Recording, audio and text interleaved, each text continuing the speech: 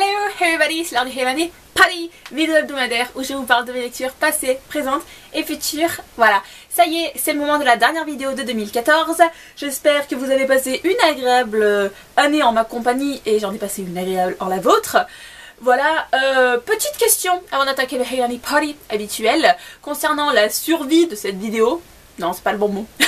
Je vais vous faire peur, vous allez croire que je vais l'arrêter alors que c'est pas le cas. Je voulais savoir si ça vous intéresse que pour 2015 je vous fasse 2 vidéos par semaine plutôt qu'une. Voilà, parce que j'ai quelques idées de vidéos en avance que je voudrais vous préparer. Mais si ça vous intéresse pas d'avoir 2 vidéos par semaine, que vous pensez que ça fait trop, n'hésitez pas à me le dire, je ne me vexerai pas. Hein, c'est juste que je les distillerai plus dans l'année. Voilà. Et sinon, bah, que dire? Attaquons les avis. Alors, la partie graphique, j'allais oublier la partie graphique. Alors, pour commencer, partie graphique, je me suis fait le tome 1 de Kingdom Hearts Chain of Memories par Shiro Amano, oui, édité chez Pika. Alors, c'est assez idiot parce que je me suis fait que le 1, alors que c'est une série qui est en 2 tomes, que j'ai le tome 2, mais je ne l'ai pas fait parce que je l'avais pas avec moi, clairement. Voilà, je l'ai lu quand j'étais dans le métro. Et ce qu'il y a de très intéressant, c'est que ça reprend directement à la fin des événements de Kingdom Hearts, tout court. Et du coup, ça reste dans la même lignée, sauf que le seul truc qui m'enquiquine un peu, c'est de par l'histoire en fait, c'est que en fait, on revoit les mêmes mondes qu'on a vu dans Kingdom Hearts normal. Et ça m'embête parce qu'il y a tellement de Disney à exploiter et il y a tellement de Disney qui ont déjà été exploités dans les différents jeux que de revoir les mondes que j'ai déjà vus dans la première série, ça m'enquiquine. Mais c'est de par l'histoire, comme je vous disais, c'est l'écoulement normal et donc je vais devoir faire avec. Voilà. En revanche, si vous n'avez pas vu mes vidéos, si vous me suivez depuis pas longtemps et que vous ne connaissez pas les dessins de Kingdom Hearts, voilà à quoi ça ressemble, donc du vrai Disney. Je prends les pages parfaitement au hasard. Hein. Voilà. J'espère qu'il n'y aura pas de spoil au milieu. Voilà, j'espère que vous avez vu les Disney. Parce que sinon, ben, voilà quoi. Et d'ailleurs, petit truc, je trouve celui-là trop cool. Je le connaissais pas. Moi, je connaissais que Axel et il est trop classe. Bref, voilà, je conseille pas particulièrement aux grands fans de Kingdom Hearts parce que si vous avez joué aux jeux vidéo, vous savez déjà ce qui se passe dans ce manga. Mais j'ai passé un moment sympa avec et je tenais à le présenter en vidéo. Voilà. Et pour toutes les autres personnes qui s'intéressent à ma partie manga, je vous invite à regarder mon précédent Otaku Time qui date de... je sais plus, vu que je l'ai pré-filmé, je me rappelle plus, je l'ai mis le 27 en ligne je crois. Voilà, je vous invite à le regarder parce qu'il y a des avis manga à l'intérieur, si ce n'est pas chose faite.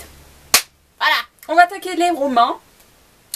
Et de quoi que je vous parlais la semaine dernière, je vous laissais avec pour lecture en cours le livre Cendrillon me perdra par Cindy Madsen, édité chez Milady Central Park, qui est donc une réécriture de Cendrillon comme le titre l'indique.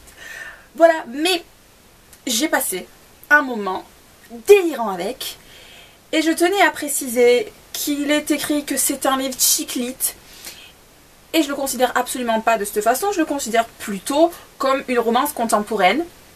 Je me suis régalée avec parce qu'on n'a pas ce côté chiclite qu'on a dans par exemple Confession d'une accro du shopping ou Bridget Jones, un côté très humour où on se moque de l'héroïne, où on fait une image satirique de la femme qui est intéressée que par les fringues, les mecs et c'est tout. Et là ça m'a plu d'avoir une femme qui est carriériste, qui a son appartement, qui a son indépendance et qui n'est pas complètement décalée folle, vous voyez. Elle est plutôt amère concernant les hommes, ce qui change parce que du coup elle n'est pas désespérée à trouver l'homme de sa vie pour faire 3 mioches, se marier, avoir la maison avec le jardin. C'est pas du tout son objectif de vie et du coup je trouve que c'est rafraîchissant d'avoir une héroïne de ce style. Sans pour autant qu'elle soit garçon manqué ou lesbienne, si on rentre dans les cases des stéréotypes. C'est difficile aujourd'hui hein. Voilà, donc j'ai trouvé ça très rafraîchissant parce que du coup elle se moque des garçons, elle se moque des princes charmants et du coup comme je vous disais la semaine dernière, il y a plein de princes charmants qui passent à la casserole. Il y a le prince dans Réponse qui n'est pas un prince, il y a le prince de Blanche-Neige, celui de Cendrillon, celui de La Belle au Bois dormant pour ma plus grande crainte, parce que bon, c'est mon préféré, celui de la petite sirène, etc. Et du coup, voilà, c'est assez frais, c'est un page turner, vous l'avez très vite fini, et du coup, bah, je peux que vous le conseiller si vous avez aimé les romances contemporaines, parce que c'est exactement de ça qu'il s'agit. Voilou! Ensuite, eh ben, j'ai que des livres papier. Et je croyais que j'avais lu autre chose, mais non. Alors du coup, entre-temps, je me suis fait les tomes 5 et 6 de Georgina Kincaid par Richelle Mead, édité chez Brageland, ou Milady en poche. Voilà, alors je ne vais pas vous faire un avis sur le 5 puis sur le 6 parce que pour moi je les ai lus d'affilée. Parce que c'était évident qu'il fallait que je les fasse d'affilée. Vous savez que Georgina Kincaid est une de mes séries Weasley préférées.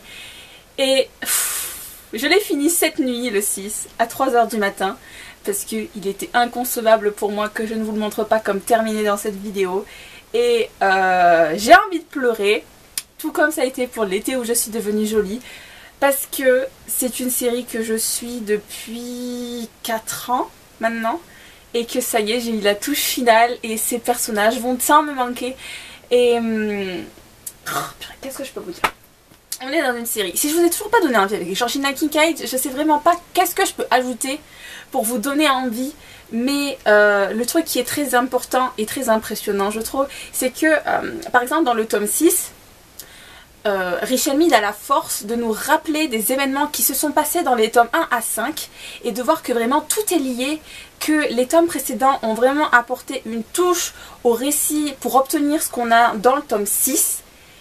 Et ça, je trouve ça très très ingénieux, que ce soit les personnages rencontrés, les événements passés, tout ça ont une importance pour la clé du bouquin. Et je trouve que c'est pas souvent mené de cette façon, ce que je trouve très très intéressant.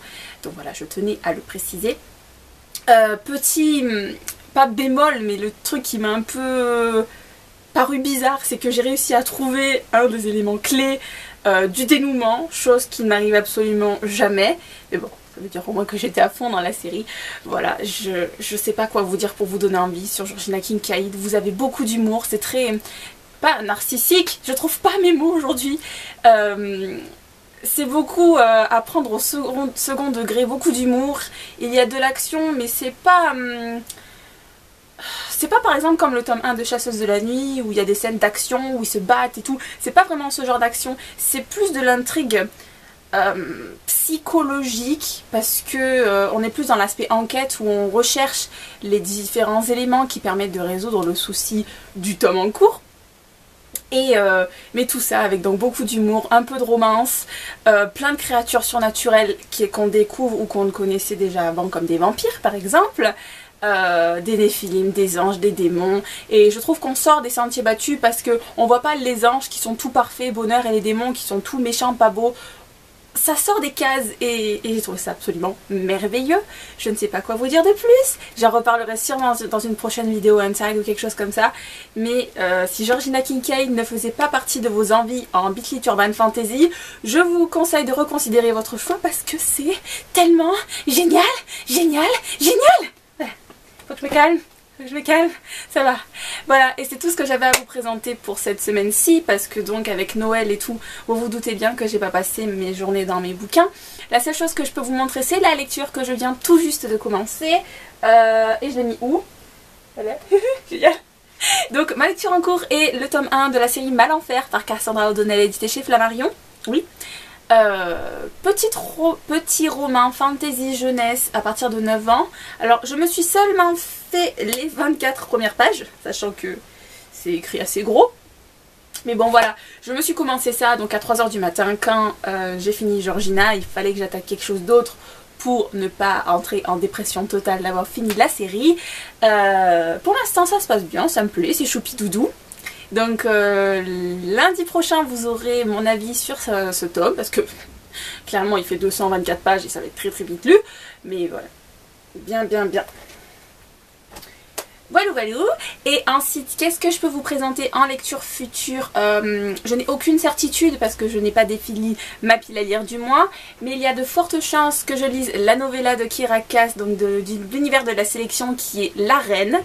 Parce que j'ai enfin pu la voir et je te remercie Fifi de me l'avoir envoyé. Merci. Je vous mettrai son blog en barre d'infos. Voilà, très bien. Et ensuite, celui qui a le plus de chances de commencer, c'est To All the Boys I've Loved Before par Jenny Han, édité chez Simon & Schuster, parce que je l'ai acheté dès qu'il est sorti en VO. Et je voulais lire avant sa sortie VF et j'ai appris qu'il sort en VF courant du mois de janvier. Donc j'ai envie de me jeter dessus parce qu'il est beau et parce que c'est Jenny Han. et que je sens que ça va être un moment merveilleusissime. Voilà, sur ces bonnes paroles je vais vous laisser. Je vous souhaite donc de passer une bonne fin d'année. J'espère que vous allez vous régaler pour le 31 décembre. Et n'oubliez pas, répondez-moi par commentaire ou par quoi que ce soit pour me dire si vous êtes partant pour 2 vidéos par semaine. En attendant, je vous souhaite de passer un bon moment, une bonne semaine, je me répète. Et je vous dis à bientôt pour de nouvelles vidéos. Ciao!